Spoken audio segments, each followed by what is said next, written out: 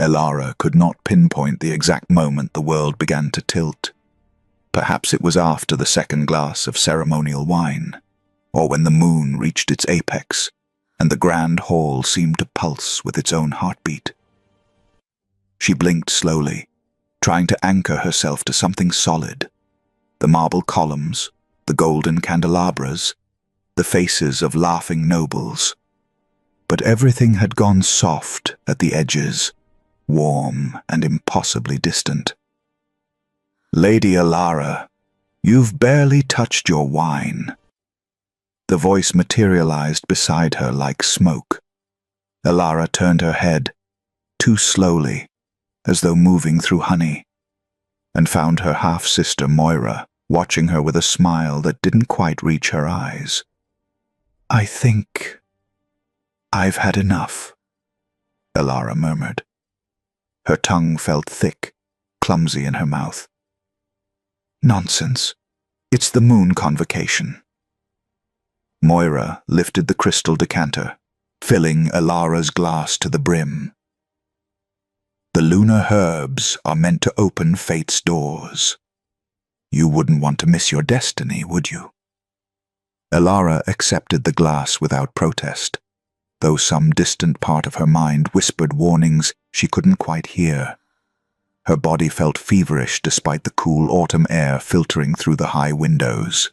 Perhaps more wine would settle her nerves, or perhaps it would make everything worse. She no longer knew which. The annual moon convocation had never been a modest affair. It was the night when the Alpha Council gathered beneath the full moon to forge alliances, assess bloodlines, and chart the course of kingdoms. The ritual wine, consecrated with lunar herbs, said to loosen inhibition and reveal hidden truths, flowed as freely as conversation. No one questioned the tradition. No one dared. But something was wrong. Elara pressed a hand to her temple, feeling perspiration bead along her hairline.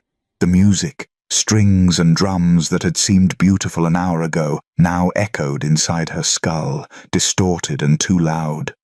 The laughter of nobles around her seemed to come from underwater, muffled yet somehow piercing. "I need air," she said to no one in particular. She rose unsteadily, gripping the edge of the table to keep the floor from swaying beneath her feet. Moira watched with that same peculiar smile, but said nothing. Elara didn't care. She just needed to escape the suffocating heat, the crushing noise, the feeling that her body no longer belonged to her. Each step toward the terrace doors required conscious effort. Each breath came harder than the last. She clutched the silk skirt of her gown, trying desperately not to stumble, not to draw the attention of eyes that already lingered too long on House Viral's forgotten daughter. That was when she collided with someone. The impact sent them both staggering. Strong hands caught her arms just as her fingers clutched at rough fabric and solid muscle. They stood frozen, locked together in a desperate attempt not to fall. "Careful." His voice emerged low and rough, as though dragged through gravel. Elara lifted her gaze and forgot how to breathe. The man before her was imposing, powerfully built with shoulders that seemed to block out the candlelight behind him. His face was all sharp angles and aristocratic lines, marked by a strong jaw shadowed with stubble, and eyes so intensely dark they appeared black in the flickering light. But it wasn't merely his appearance that struck her breathless. It was the way he looked at her, as though she had shaken something loose inside him that he couldn't name. He blinked slowly, clearly fighting to focus. "Are you all right?" His own voice betrayed that he wasn't. Elara tried to answer, but the words tangled on her tongue. No, I don't think so." He dragged a hand down his face, a gesture of frustration and confusion. "This wine. There's something in this wine." "You drank it too?" Elara tightened her grip on his arm to keep the world from spinning out from under her. "Too much." A sound escaped him, almost a laugh, but without any humor. "Far more than I should have." They stood there in the corridor, each leaning into the other, two people drowning in the same poisoned current. His hands remained steady on her arms, anchoring her when everything else had become unmoored. Elara could feel the heat radiating from him, could smell something wild and earthy beneath the wine, pine and smoke and something else entirely. Her heart hammered against her ribs in a rhythm that had nothing to do with fear. "I don't—" She swallowed hard. "I don't even know your name." His dark eyes met hers, and for a moment clarity flickered in their depths, recognition, confusion, something that looked dangerously like inevitability. "Does it matter?" he whispered. And before she could answer, before she could think, before she could remember all the reasons why this was wrong, the world went dark at its edges, pulling her under like a tide. Before we continue, please hit the subscribe and like button and tell me which city you're tuning in from. I love to know where this story found you. Now back to the story. Elara woke to cold grey light and crushing silence. She lay alone in an unfamiliar chamber, still wearing her gown from the night before, wrinkled, wine-stained, hanging loose around her shoulders. Her head throbbed with each heartbeat. Her mouth tasted of ashes and regret. Slowly, she sat up, fragments of memory cutting through the fog. The hall, the wine, Moira's smile, the stranger's hands steadying her, his voice in the darkness. His. Elara pressed both hands to her face as horror crashed over her in waves. What had she done? She looked around the empty room, a guest chamber judging by its sparse furnishings and lack of personal effects. Dawn light filtered through sheer curtains, illuminating nothing. No note, no explanation, no trace of the man whose name she couldn't remember, and whose face had already begun to blur in her mind. Only one truth remained sharp and undeniable. She had given herself to a stranger, and he had vanished like smoke before sunrise. Elara rose on shaking legs, shame burning through her chest like fever. She couldn't stay here, couldn't let anyone see her like this, couldn't let anyone know what had happened beneath the poisoned light of the convocation moon. She smoothed her ruined gown, lifted her chin, and walked back into a world that would soon devour her whole. 8 weeks after the moon convocation, Elara knelt on the cold stone floor of her private chamber and emptied her stomach into a porcelain basin for the 3rd morning in a row. When the retching finally subsided, she sat back on her heels, trembling. The healer's words from the previous afternoon still echoed in her mind, clinical and devastating. "You are with child, my lady. Perhaps 2 months along. No." Elara pressed both hands against her still flat abdomen, willing it to be a mistake, a sickness, anything else. But her body had already been whispering the truth for weeks, the missed bleeding, the exhaustion that dragged at her bones, the way certain smells now turned her stomach. She squeezed her eyes shut and forced herself to remember that night, to find something, anything, that would give her a name to speak when her family demanded answers. But the memories remained fragmented, dissolving like mist whenever she tried to grasp them. Dark eyes, strong hands, a voice that had made her feel safe even as the world crumbled, and then nothing. Only the devastating emptiness of waking alone. "Please," she whispered to the universe, to the moon, to whatever cruel fate had authored this nightmare. "Please let me remember." The universe did not answer. Her father summoned her that evening. Lord Cedric of House Virel sat behind his carved oak desk, his face carved from the same unforgiving stone as the castle walls. Her stepmother stood beside him, rigid and silent. Moira lingered near the window, the picture of sisterly concern that fooled no one who truly looked. "The healer has informed us of your condition," Lord Cedric said, the word dripping with distaste. Elara stood before them, with her hands folded, her spine straight, despite the shame burning through her chest. Yes, Father. Who is responsible? I don't know. The silence that followed was more violent than any blow. You don't know? Her stepmother's voice could have frozen fire. You spread your legs for a man whose name you cannot even provide. It was the convocation night. The wine. Do not blame sacred tradition for your weakness. Lord Cedric cut her off. Do you understand what you have done? The disgrace you have brought upon this house? Elara said nothing. What defense could she possibly offer? We will keep this quiet as long as possible, her father continued. You will remain in the East Wing. No public appearances, no visitors. When your condition becomes visible, we will claim illness and keep you confined. And the child? Elara's voice emerged, smaller than she intended. Will be dealt with when the time comes. Lord Cedric waved his hand dismissively. For now, you will disappear. As Elara turned to leave, Moira's voice followed her, sweet as poisoned honey. Such a terrible accident. Dear sister, if only you had shown more restraint. Elara did not respond, but she caught the gleam of satisfaction in Moira's eyes, and understanding clicked into place with sickening clarity. The wine, the constant refilling of her glass, Moira's smile. You did this to me. But proving it was impossible, and even if she could, who would believe House Virel's forgettable daughter over her father's favoured child? The weeks that followed were a slow burial.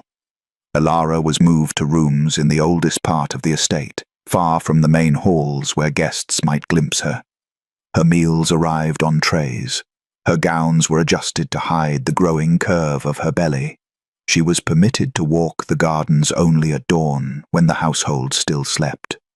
She became a ghost in her own home. Meanwhile, whispers began to spread like illness through the noble houses. Lord Cedric's daughter, disgraced, no father to claim the child. The rumors were carefully vague, planted with surgical precision to test the waters of scandal without drowning House Virel outright. Elara heard the servants gossiping when they thought she couldn't hear. She saw the pity and contempt in their eyes. Even her lady's maid now handled her as though shame were contagious. At night, alone in her exile, Elara pressed her hands to her growing belly and whispered apologies to the life forming inside her. This child had done nothing wrong. This child deserved a name, protection, a future. She could offer none of it. 5 months into her pregnancy, Lord Cedric summoned her again. I have made arrangements, he said without preamble.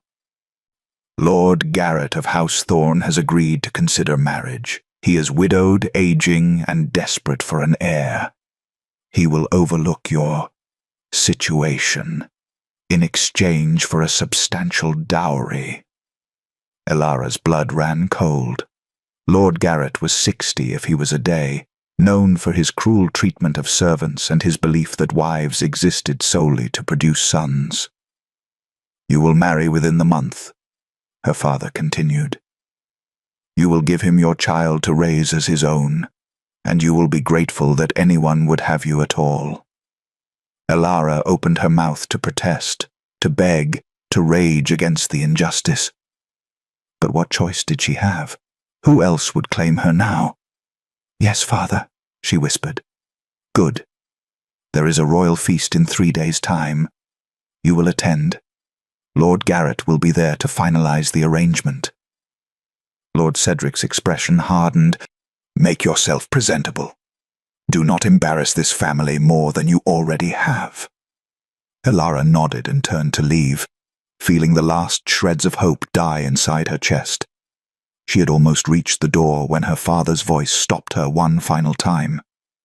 Oh, and Elara, the Alpha King himself will be in attendance. Try not to draw his attention. We cannot afford any more scandals." The door closed behind her with the finality of a tomb sealing shut. In 3 days, she would sit in a hall full of nobles who despised her, beside a man who would own her, carrying a child whose father she could not name. In 3 days, her life as she knew it would end. The moon, it seemed, had not finished destroying her yet. The chandeliers burned low as the royal feast stretched into its 3rd hour, but the woman sitting alone at the edge of the hall felt none of its warmth. Elara kept her hands folded over her stomach, fingers trembling slightly beneath the soft linen of her pale gown. The fabric had been carefully selected, flowing, modest, designed to conceal, but it could no longer hide the truth. The curve of her belly was unmistakable now, too round, too heavy with consequence to be dismissed as imagination or cruel rumor. Around her, nobles laughed. Goblets clinked against silver. Musicians played melodies that had once made her heart soar, but now felt like mockery.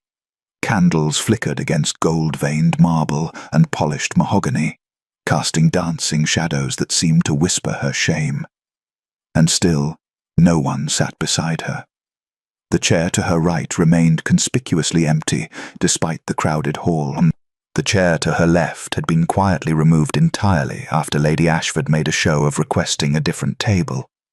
Even the servants avoided her section, delivering wine and plates with hurried efficiency before retreating as though disgrace were a plague.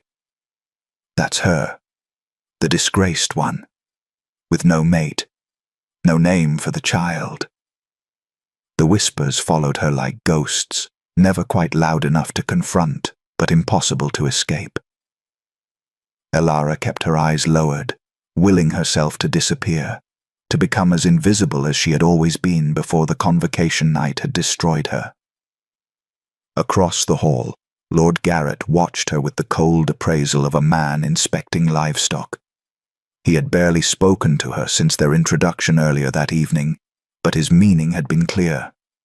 She was a problem to be solved, a vessel to be used. Nothing more. Elara's hand moved unconsciously to her belly, a gesture of protection she couldn't suppress. Whatever happened to her, whatever fate her father had sold her into, this child would be innocent. This child deserved better than to be born into shame and traded like currency. But innocence, it seemed, was a luxury neither of them could afford. The hall erupted in a sudden swell of music, the herald's fanfare announcing a new arrival. Conversations faltered. Nobles turned toward the grand entrance. Even Lord Garrett straightened in his seat. Elara glanced up despite herself, and the air changed. Alpha King Rovan stood in the doorway. He was taller than she remembered, impossibly tall, broad-shouldered, wrapped in dark armor etched with ancient sigils that caught the candlelight like captured stars. A crimson cloak fell from his shoulders, the color of blood and conquest. His presence alone seemed to bend the room towards silence, commanding attention without demanding it. Rovan, the Unbroken. Rovan, who had refused every alliance, every throne-born daughter placed before him, every council's attempt to bind him through marriage. Rovan, whose face Elara recognized with sickening, impossible clarity. No. Her heart stopped. Her breath caught. Her entire body went cold despite the warmth of the crowded hall. It couldn't be. The memory was too fragmented, too buried beneath wine and shame. But something in the line of his jaw, the way he moved with predatory grace, the dark intensity of his eyes as they swept the room. Does it matter? His voice from that night echoed in her memory. And Elara gripped the edge of the table to keep from collapsing. It was him, the stranger from the convocation, the father of her child, the Alpha King. Rovan moved through the hall with the confidence of a man who had never questioned his place in the world. Nobles bowed. Councilmen stepped aside. Even the music seemed to soften in deference to his presence. But he wasn't looking at them. His gaze swept across the crowd with calculated efficiency until it landed on her. Elara's breath died in her lungs. She couldn't look away, couldn't move, couldn't do anything but stare as recognition flickered across his features, followed by something far more dangerous, confusion, certainty, and something that looked almost like pain. He knew. Somehow, impossibly, he knew. The whispers around her intensified, as nobles noticed the direction of the Alpha King's attention. Elara felt their eyes on her like brands, felt the weight of their judgment and curiosity pressing down until she thought she might shatter from it. "Look away," she begged silently. "Please, just look away."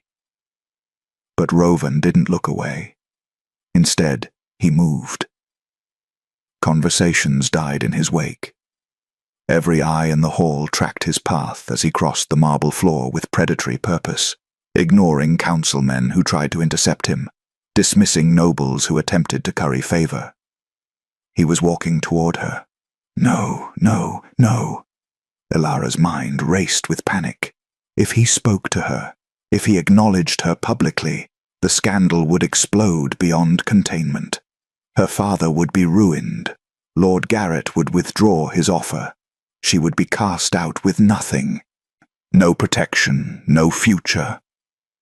Rovan stopped before her table.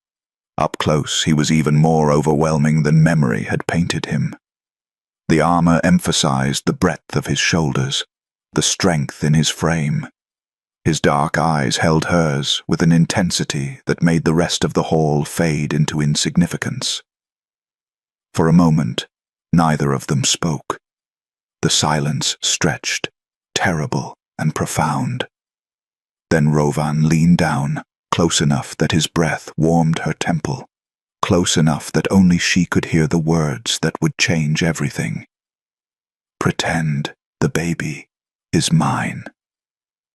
Elara's world tilted on its axis. Around them, the feast continued. Nobles watching, musicians playing, servants moving through the crowd with practiced efficiency. But in the space between them, time had stopped. His hand extended toward her. Steady and sure despite the chaos his words had unleashed in her chest. And Elara, who had spent months drowning in shame and silence, stared at the lifeline he offered and couldn't breathe. The Alpha King was offering her salvation, or something far more dangerous. Elara stared at Rovan's outstretched hand as though it were a serpent poised to strike.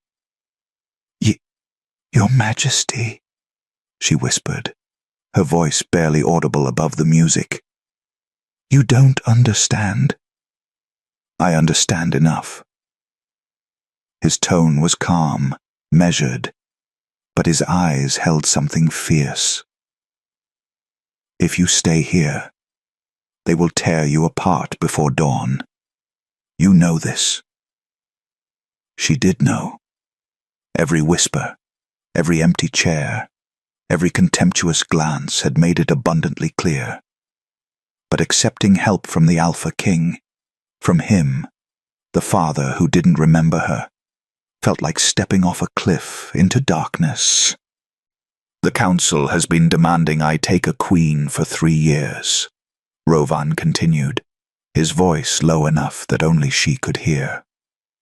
"They've paraded every eligible daughter from every noble house before me.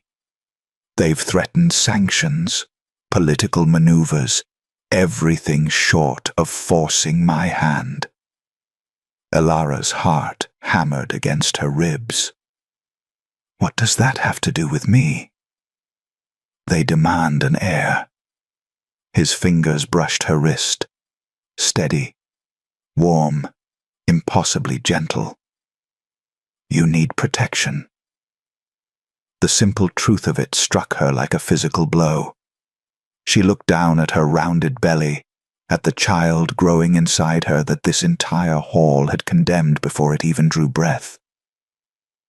"If you claim the child," she said shakily, "they'll force the engagement.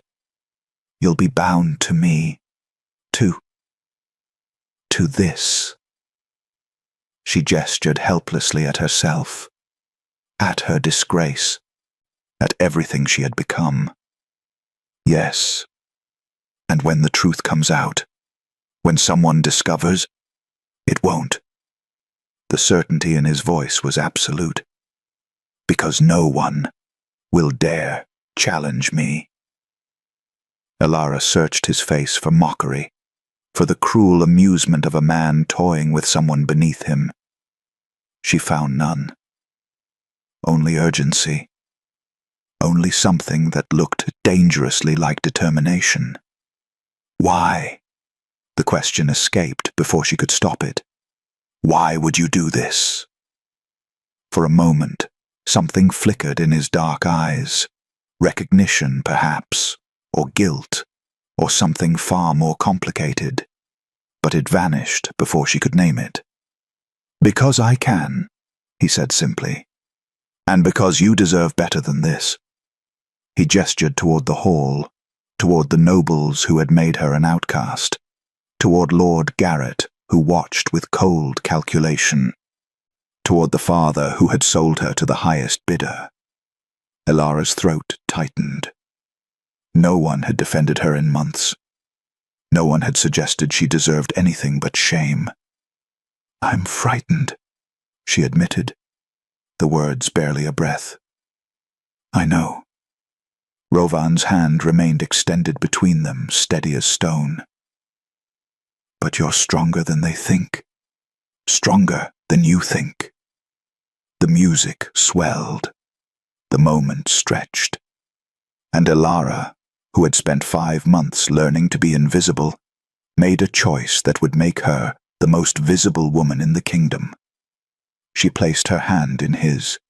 Rovan's fingers closed around hers with gentle firmness.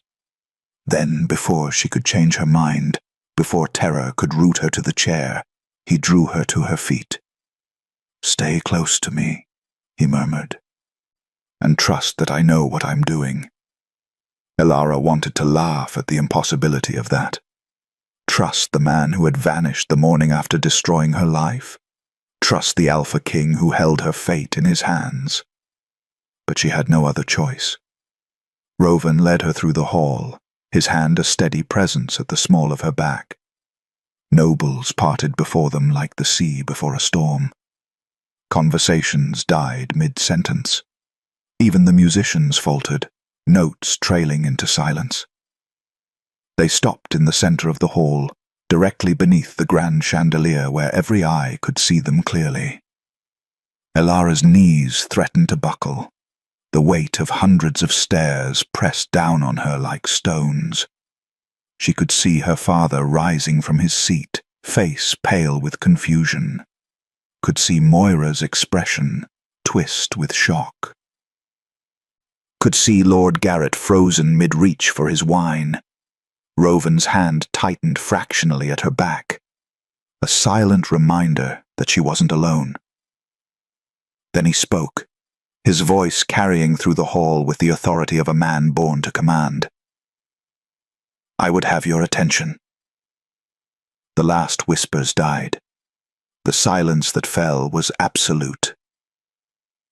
"There have been rumors," Rovan continued, his tone even but edged with warning, "regarding Lady Elara of House Virel. I am here to end them." Elara's heart stopped. This was it. The moment her life changed forever. For better or worse, she couldn't yet say. "The child she carries," Rovan declared, his voice ringing through the hall like a blade drawn from its sheath, "is mine." The reaction was instantaneous and explosive. Gasps rippled through the crowd, a goblet shattered against marble. Someone's chair scraped back so violently it toppled. The shock detonated through the gathered nobles like wildfire through dry grass. Elara felt the world tilt beneath her feet, but Rovan's presence kept her anchored. Lady Elara of House Virel will be my queen, he continued, as though he hadn't just shattered every expectation in the kingdom. The child will be recognized as my legitimate heir, and anyone who questions this— His gaze swept the room, dark and merciless— will answer to me personally. The threat hung in the air like drawn steel. Elara couldn't breathe, couldn't think, could only stand beside the Alpha King as her entire world rebuilt itself in the space of a heartbeat. Her father had gone deathly pale, his carefully constructed marriage arrangement crumbling to ash. Lord Garrett stared with his mouth slightly open, disbelief etched into every line of his aged face. The council members exchanged rapid glances, some horrified, some calculating, all stunned. And Moira looked as though she had swallowed poison. "Your Majesty," one of the councilmen finally managed, his voice strained. "Surely this requires discussion, verification. The council must—" "The council," Rovan interrupted, his tone allowing no argument, "will accept my decision, or they will find themselves seeking new positions." No one dared speak after that. Rovan turned to Elara, and for just a moment the hardness in his expression softened. "Come, you'll stay in the royal wing tonight, under my protection." He offered his arm. Elara took it, her hand trembling against the solid warmth of him. Together they walked through the hall. This time, nobles bowed as they passed. This time, the whispers carried awe instead of contempt. This time, Elara was not alone. But as the great doors closed behind them, shutting out the chaos they'd left in their wake, one truth crystallized in her mind with terrifying clarity. She had escaped one trap only to walk willingly into another. The Alpha King had claimed her, protected her, elevated her from disgrace to the highest position in the realm. But she had also seen the way the council looked at her, with calculation, suspicion, and thinly veiled hostility. She had just become the most powerful woman in the kingdom, and the most endangered. The royal chambers were nothing like the cold, sparse rooms of her exile. Elara stood in the center of a suite larger than her family's entire east wing, surrounded by velvet curtains, carved mahogany furniture, and windows that overlooked the moonlit gardens. A fire crackled in the hearth. Servants had already unpacked what few belongings she'd brought, hanging her modest gowns beside spaces clearly meant for a queen's wardrobe. It felt like a beautiful cage. Behind her, the door closed with a decisive click. She turned to find Rovan standing there, having dismissed the servants with a single gesture. Without the armor, dressed in simple dark clothing, he seemed somehow more imposing, as though the trappings of kingship had been hiding the man beneath. "We need to talk," he said quietly. Elara nodded, her hands instinctively moving to her belly. "I'm listening." Rovan crossed to the window, putting distance between them as though proximity made honesty more difficult. For a long moment, he simply stared out at the darkness. His profile etched in firelight.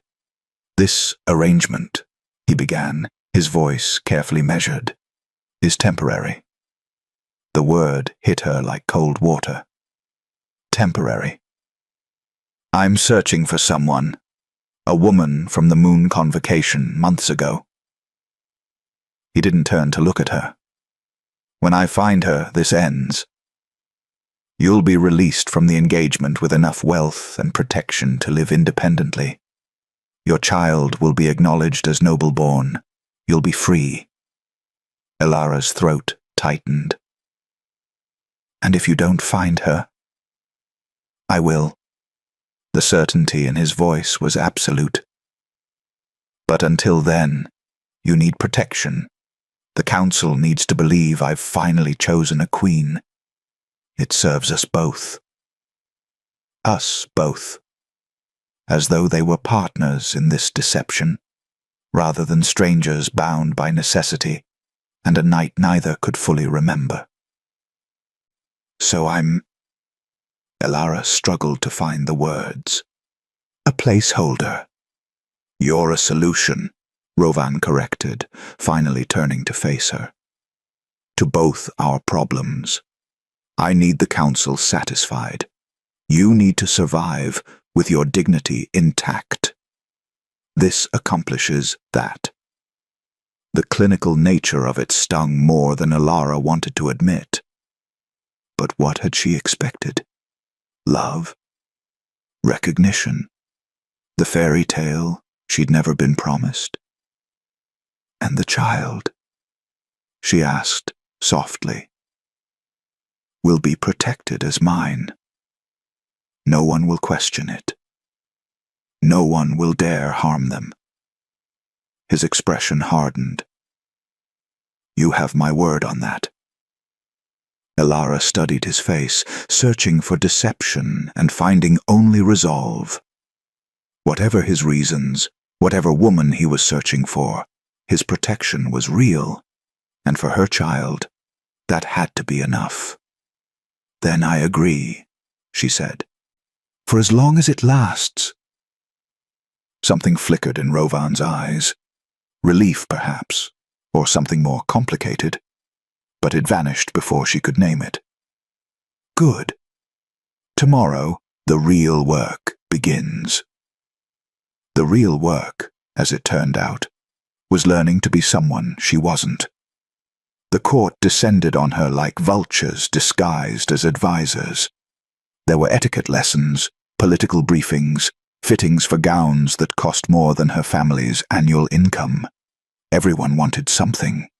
Her favor, her influence, her ear to whisper poison into. Elara attended council meetings where she understood only half of what was discussed. She sat through formal dinners where every word was a test she hadn't studied for. She smiled until her face ached and curtsied until her swollen ankles screamed in protest. And through it all, Rovan defended her with lethal calm. When Lady Meredith suggested Elara was unsuited for queenship, Rovan's response was ice wrapped in silk. When a council member questioned the child's legitimacy, Rovan's stare alone silenced the room. He positioned himself as a wall between Elara and every threat, every insult, every scheme. But he never touched her unless necessary, never stayed in her chambers longer than propriety demanded, never let the mask slip enough to show whatever lay beneath. At night, guards stood outside her door, 4 of them, rotating in shifts. Not inside, where a husband might be. Outside, where protection ended and distance began.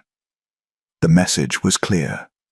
She was valuable, but not his.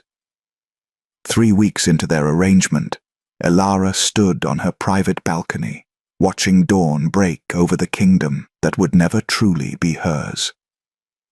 Her hand rested on her belly, feeling the child move, stronger now, more insistent. You deserve better than this, she whispered. Better than a mother playing queen. Better than a father who's pretending you exist. Is that what you think I'm doing? Elara spun, her heart leaping. Rovan stood in the doorway, still dressed from the previous night's council session. Exhaustion shadowed his eyes, but his gaze was sharp. I didn't hear you, she stammered. You shouldn't be out here alone. It's not safe. He moved onto the balcony, and suddenly the spacious terrace felt impossibly small. Your guards are right inside, Elara said, trying to keep her voice steady. I'm perfectly safe. From assassins, perhaps. Rovan's jaw tightened. But there are other dangers. They stood in silence. The morning breeze carrying the scent of jasmine, and something wild she couldn't name. Elara was acutely aware of how close he stood, how the firelight from her chambers caught in his dark hair, how his presence made her feel both protected and dangerously exposed. "Thank you," she said quietly, "for defending me yesterday, in the council meeting. You don't need to thank me for doing what's necessary. Is that all it is?" The question escaped before wisdom could stop it. Necessity. Rovan's eyes met hers, and for a heartbeat she saw something raw beneath the careful control, longing perhaps, or regret, or something that looked dangerously like want. But then he stepped back, and the moment shattered like glass. "Get some rest, Elara. You have a fitting this afternoon." He left without another word, and Elara stood alone on the balcony as dawn painted the sky in shades of gold and regret. She pressed her hand to her chest, feeling her heart race in a way that had nothing to do with fear. This was temporary, she reminded herself. A strategic arrangement. A lie built to survive. But her heart, treacherous and foolish, was beginning to believe otherwise. And that was the most dangerous thing of all. The weeks blurred together like watercolors bleeding across canvas. Elara learned the rhythm of life beside a king. Breakfast at dawn in the solar where morning light painted everything gold, council meetings where she sat silent but observant, dinners where every conversation was a carefully choreographed dance of politics and power. And through it all, Rovan was there. Not as a husband, not quite as a friend, but as something she had no name for. He sat beside her at every meal, their conversations growing easier with each passing day. He asked about her childhood, her favorite books, whether she preferred the gardens at dawn or dusk. Small things, meaningless things, things that somehow felt desperately important in the spaces between words. And when nobles dared to overstep, Rovan's response was surgical in its precision. "Lady Elara seems overwhelmed by her duties," Councilman Theron remarked during one particularly tense meeting, his tone dripping false concern. "Perhaps someone with more experience would be better suited." "Are you suggesting," Rovan interrupted, his voice soft as a blade sliding from its sheath, "that I made a poor choice in my future queen?" The temperature in the room dropped 10 degrees. "I would never presume, Your Majesty." "Good. Then we won't hear such concerns again." Theron had gone pale. No one else dared speak. Later, Elara found Rovan alone in his study, staring at documents he wasn't reading. "You didn't have to do that," she said quietly from the doorway. He glanced up, something weary in his expression. "Yes, I did. They're not wrong, though. I don't know what I'm doing. Neither did I when I took the crown at 19. Rovan set down the papers, his gaze steady on hers. "You're learning. That's enough." Elara stepped into the room, drawn by something she couldn't name. In the candlelight, without the armor of his crown and title, Rovan looked almost vulnerable, almost human. "Do you ever get tired of it?" she asked. "The politics, the constant performance. Every day." The admission came quiet, honest. "But the crown doesn't care about exhaustion. What about the man beneath it?" Something shifted in his expression. Surprise, perhaps, that she had seen past the king to the person buried beneath duty and isolation. "The man beneath it," Rovan said slowly. "Forgot he existed a long time ago." The loneliness in those words struck Elara like a physical blow. She understood it intimately. The feeling of being visible, yet unseen. Surrounded, yet utterly alone. "I see him," she whispered. Rovan's eyes held hers, and for a heartbeat, the air between them became charged with something dangerous and undeniable. Then he looked away. "You should rest. The baby is fine." Elara's hand moved to her rounded belly, feeling the strong kicks that had become constant. He's active tonight. He? Rovan's lips quirked slightly. You think it's a boy? I know it is. She smiled despite herself. He has your stubbornness. The words hung between them, too intimate, too revealing. Elara's cheeks heated. I didn't mean... I know what you meant. But his hand moved as though of its own accord, hovering near her belly before catching himself. He pulled back sharply, distance slamming between them like a door. Good night, Elara. He left before she could respond, and Elara stood alone in his study, feeling the absence like cold wind. The shift came in small moments. Rovan's hand at her back as they descended stairs, steady and protective. The way he ensured her favorite tea appeared at breakfast without her asking. How his eyes tracked her across crowded rooms, as though ensuring her safety was instinct rather than obligation.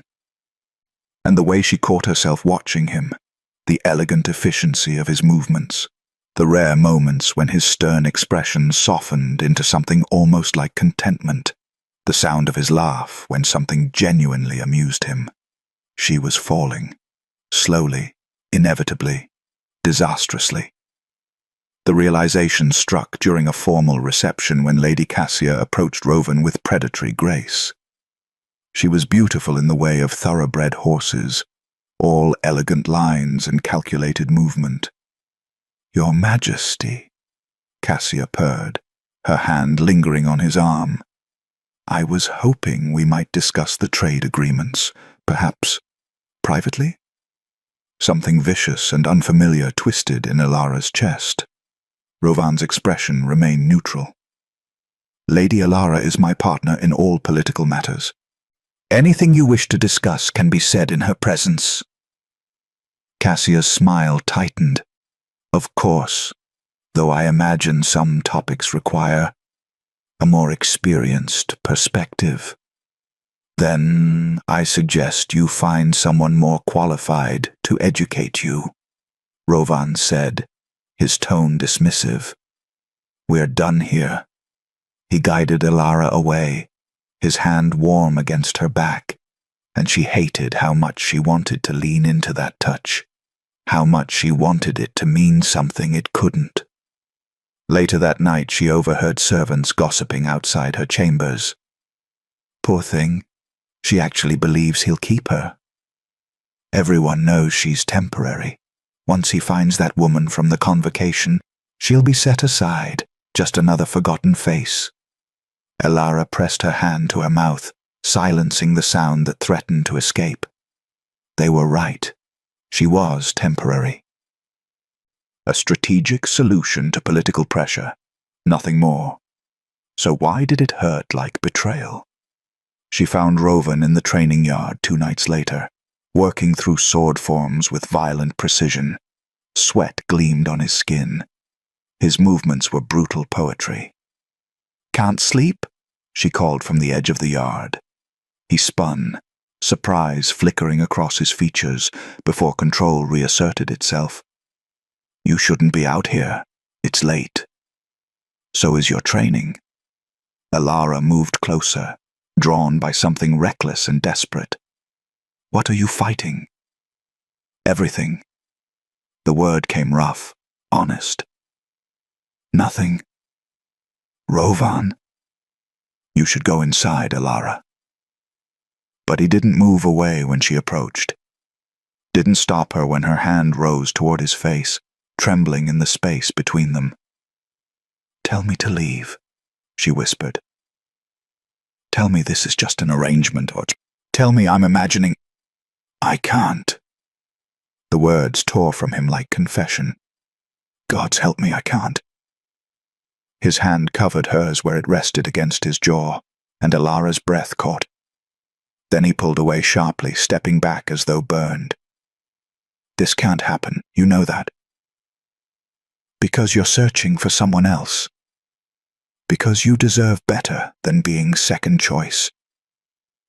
The words should have stung. Instead, they revealed too much. That he had thought about it. That he had considered what this could become. That he wanted and was denying himself. Before Alara could respond, a guard appeared at the yard's entrance, his face pale with urgency.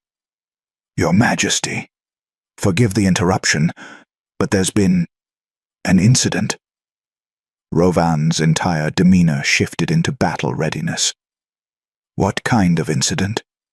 "The royal wine stores, Your Majesty. Someone has tampered with the ceremonial bottles." The guard swallowed hard. "The ones prepared for tomorrow's council feast. Preliminary testing suggests moonherb poisoning." The world tilted beneath Alara's feet. Moonherb, the same poison that had destroyed her life. And someone had just tried to do it again. Despite the guard's warning, despite every precaution, Rovan collapsed 3 hours into the council feast. Alara saw it happen, the way his hand tightened on his goblet, the sudden pallor that washed over his features, the loss of focus in his dark eyes.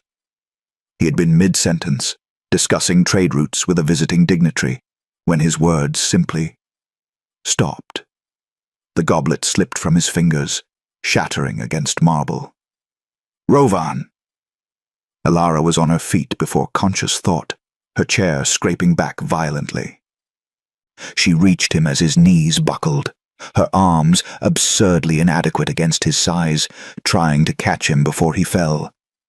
Guards swarmed instantly, councilmen shouted, chaos erupted like a kicked hornet's nest, but Alara only saw him, eyes unfocused, skin burning beneath her touch, breathing harsh and irregular. "Moonherb," she said, her voice cutting through the panic with desperate clarity. "It's moonherb poisoning. Get him to his chambers, now!" They moved as one body, half carrying the Alpha King through corridors that had never seemed so endless. Alara stayed beside him, her hand gripping his as though she could anchor him to consciousness through sheer will. His chambers became a war room.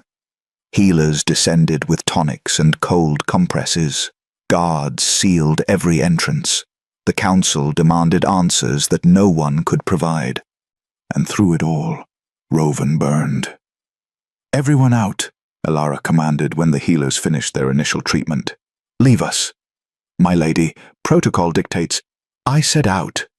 Her voice carried an authority she hadn't known she possessed. "I've survived this poison myself. I know what he needs." They hesitated, but something in her expression, or perhaps the desperation, convinced them. The room emptied until only Alara remained, kneeling beside Rovan's bed as fever ravaged him. She pressed cool cloths to his forehead, murmured reassurances she wasn't sure he could hear, held his hand when tremors shook his powerful frame. His skin burned like forge-heated metal. Sweat soaked through the linens. This was exactly how it had felt for her. The fire in her veins, the world tilting and spinning, reality fracturing into fragments that made no sense. "Stay with me," she whispered. "Please, just stay with me." As midnight approached, Rovan's eyes opened, fever bright but conscious. "Alara?" Her name came rough, barely recognizable. "I'm here." She squeezed his hand. "I'm right here." "The wine. Someone poisoned." "I know. But you're going to be fine. The worst is passing." He tried to sit up, but she pressed him back with gentle firmness. "Don't. You need to rest." "Can't. There are things." His words tangled together, coherence slipping like sand through fingers. "That night. The convocation. I've been searching." Alara's heart clenched. Even now, poisoned and vulnerable, he was thinking of the mysterious woman he'd lost. The woman he'd been searching for, while Alara had fallen foolishly, impossibly in love with him. "Rest now," she said softly. "You can search tomorrow." but Rovan's hand caught hers with surprising strength. His fever-bright eyes suddenly focused with terrible intensity.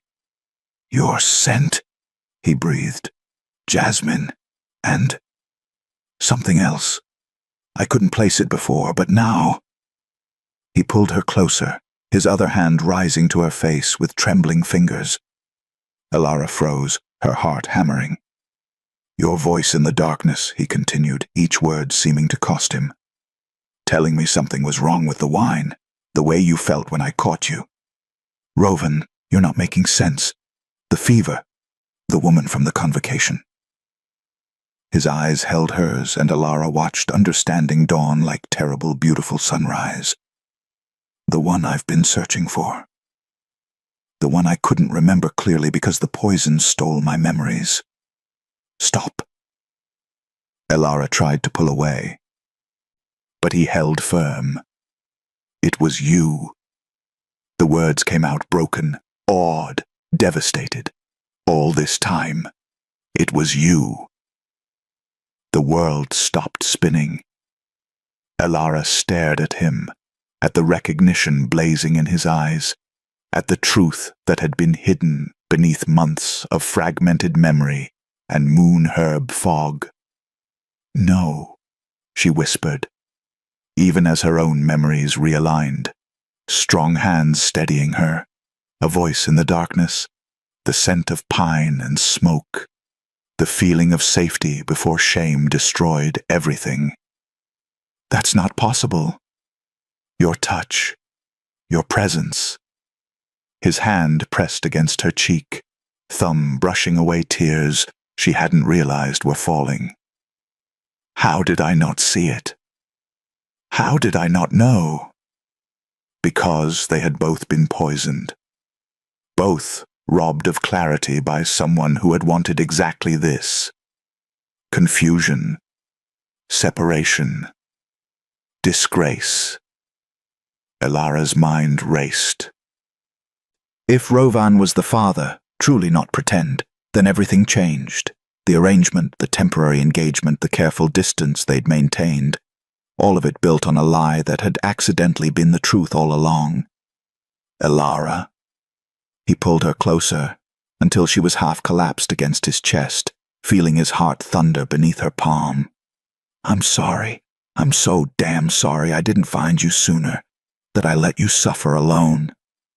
You didn't know. I should have known." His arms wrapped around her, careful of her belly, holding her with desperate gentleness. "I felt it. Even that first night at the feast. Something about you called to me, and I was too blind to understand why." Elara buried her face against his shoulder, months of grief and loneliness finally breaking through the walls she'd built. He was real. This was real. The child growing inside her was truly his, and he knew, and he... Rovan's breathing suddenly deepened, his grip loosening as the fever dragged him back under. "No, no, stay awake." Elara pulled back, seeing his eyes drift closed. "Rovan, please." "Tomorrow," he murmured, already slipping away.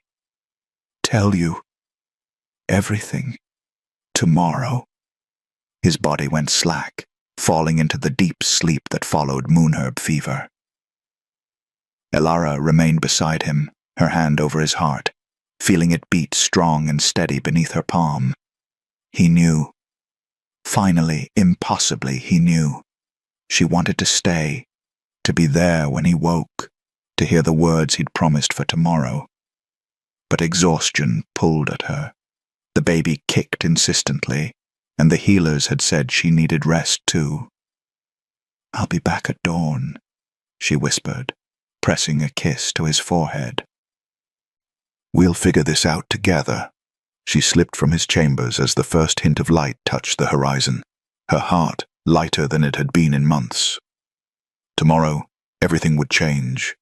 Tomorrow, they would finally stop pretending. She never made it back to her chambers. The corridor was empty. Too empty.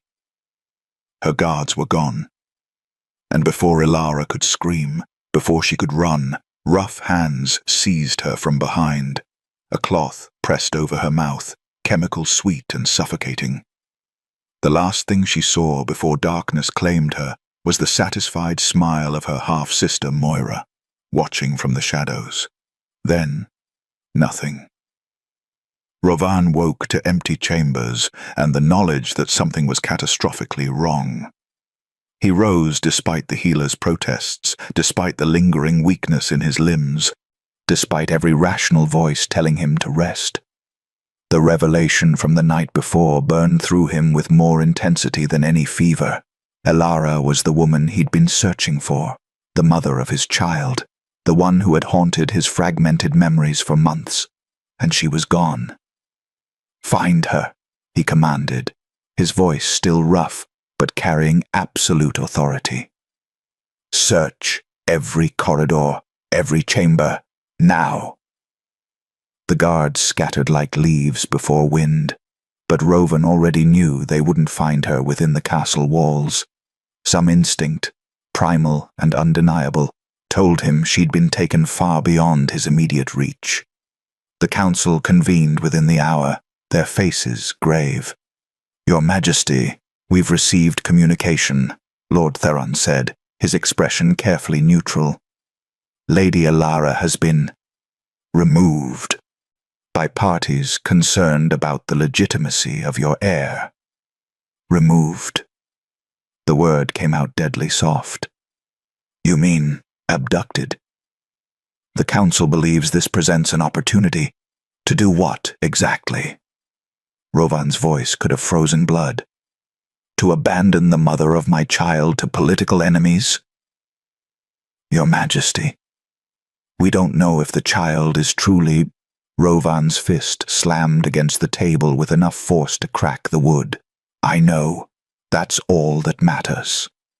The council cannot sanction a rescue mission based on— Then the council can go to hell." Rovan was already moving toward the door. "I'm not asking for permission. Your Majesty, you cannot simply— Watch me." He left the council chamber in chaos, their protests following him like impotent fury. Let them argue. Let them scheme. He had spent too long playing their political games while the woman carrying his child suffered alone. Not anymore. Rovan mounted his horse without armor, without ceremony, without the trappings of kingship that would only slow him down. He'd extracted the location from a terrified servant who'd witnessed the abduction, an abandoned chapel at the forest's edge, far enough from the castle to hide screams.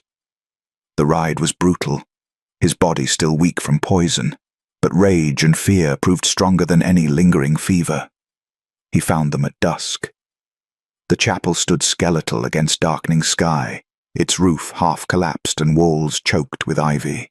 4 guards stood watch outside, hired mercenaries judging by their mismatched armor. They never saw him coming. Rovan moved with the lethal efficiency of a man who had earned his throne through blood and steel. The first guard dropped before he could draw his sword. The second managed to shout before Rovan's blade silenced him. The remaining 2 tried to run. They didn't make it far. Inside the chapel, Moira stood over Elara, a smile of satisfaction on her face that died when Rovan kicked the door open. "Your Majesty," Moira's voice trembled despite her attempt at confidence. "How unexpected." "Get away from her." The command left no room for negotiation.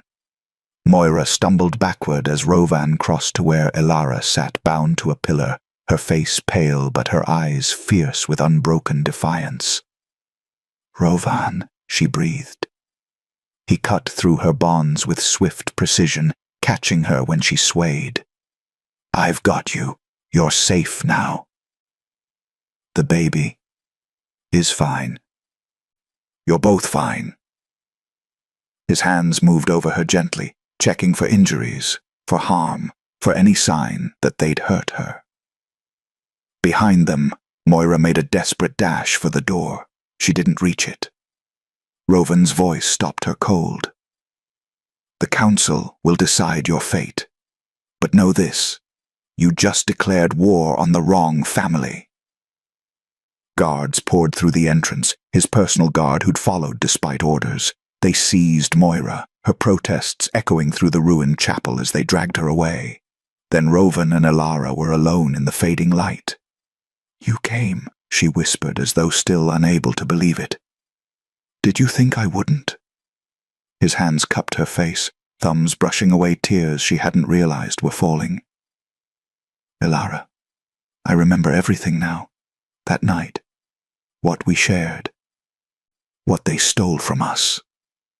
I wanted to tell you, I know, and I was a fool not to see it." His forehead pressed against hers, breathing her in like oxygen after drowning. "I've been searching for you while you were right beside me, while you were falling in love with me." Elara's breath caught. "How did you?" "Because I was falling too." The confession came raw, honest. "This stopped being pretend for me weeks ago. Maybe it never was. But you said." "I was lying to myself, trying to maintain distance because I thought you deserved someone who chose you first, not someone who was too poisoned to remember the most important night of his life." Elara's laugh came out half-sob. "I thought I was just a placeholder, a temporary solution until you found her. You are her. You've always been her."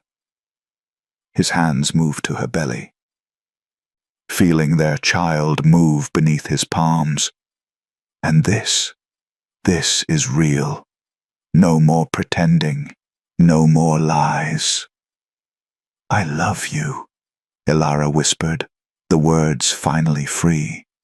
"I tried not to. I thought it would destroy me. But I do." "Then we're both fools." Rovan kissed her forehead, her cheeks, finally her lips with desperate tenderness.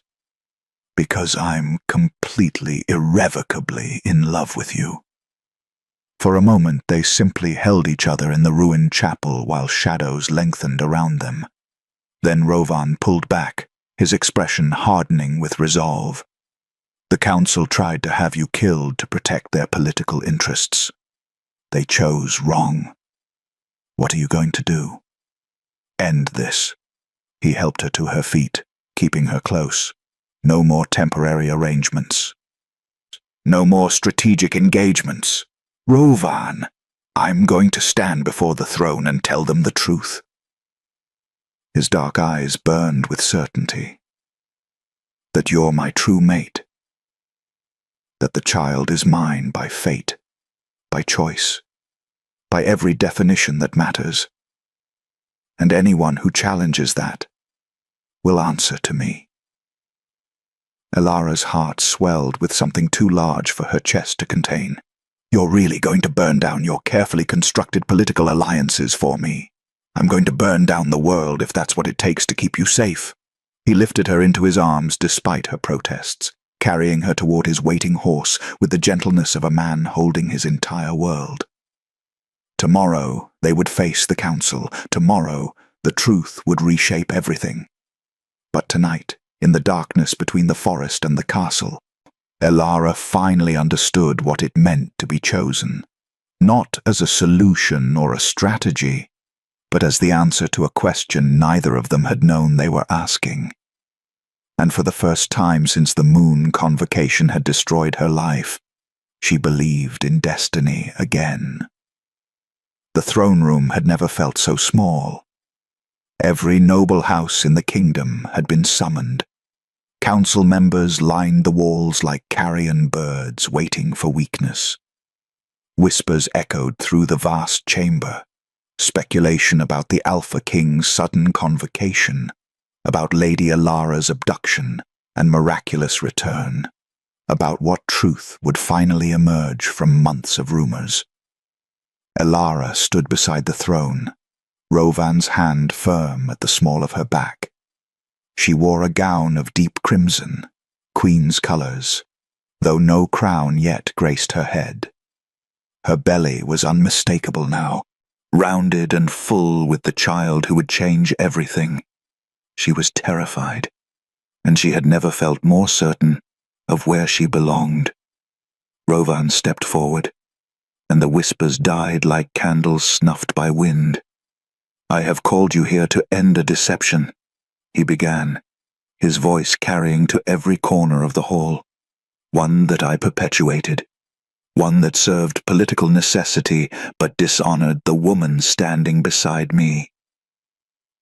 Elara's breath caught.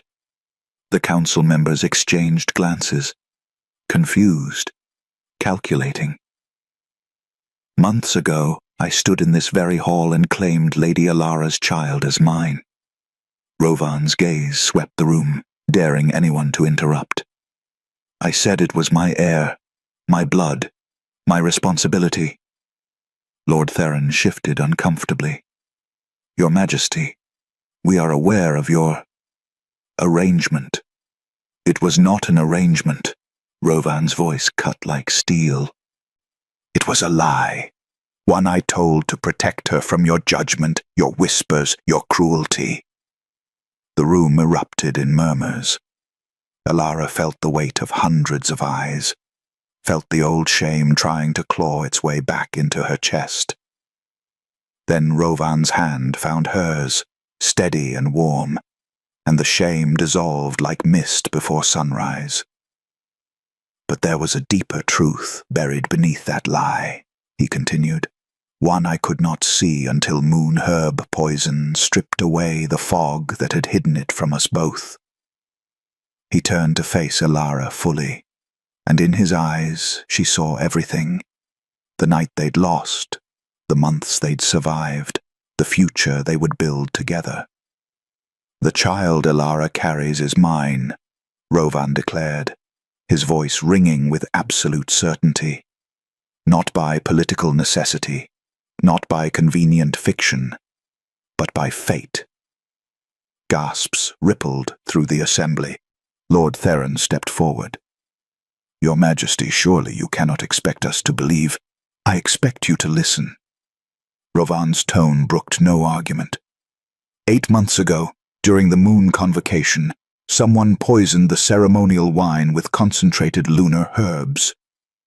Lady Elara was deliberately drugged by those who sought her disgrace.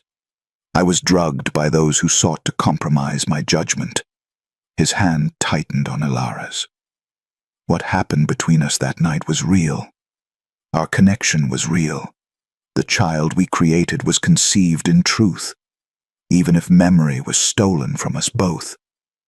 Moira, bound and guarded at the edge of the room, had gone deathly pale.